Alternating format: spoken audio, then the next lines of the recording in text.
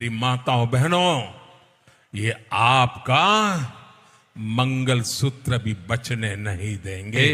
কংগ্রেস ক্ষমতায় এলে হিন্দু মা বোনেদের কাছ থেকে মঙ্গলসূত্র কেড়ে নিবে কিনা জানি না, কিন্তু আমাদের দেশের সবথেকে শক্তিশালী প্রধানমন্ত্রী শ্রী নরেন্দ্র মোদীর নেতৃত্বে বিজেপির 10 বছর শাসনকালে সারা ভারতের মানুষ দেখেছে মণিপুরের মা বোনেদের গায়ের কাপড় কেড়ে নিয়ে তাদের রাস্তায় উলঙ্গ করে হাঁটানো হয়েছে।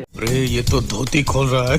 সারা দেশের মানুষ দেখেছে কিভাবে উত্তরপ্রদেশের হাথরাসে এক নিম্ন বর্ণের হিন্দু মহিলাকে ধর্ষণ করার পর পুলিশ তার দেহকে আগুনে পুড়িয়ে দিয়ে প্রমাণ লোপাটের চেষ্টা করেছে।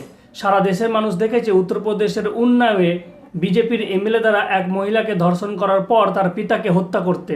সারা দেশের মানুষ দেখেছে জম্মু কাশ্মীরের কাঠুয়াতে আসিফা নামের এক 8 বছরের মহিলাকে মন্দিরে আটকে রেখে ধর্ষণ করার পর তাকে হত্যা করতে এবং সেই হত্যাকারীদের সমর্থনে বিজেপিকে র্যালি বের করতে। সারা দেশের মানুষ দেখেছে মহিলা রেসলারদের বিজেপি এমএলএ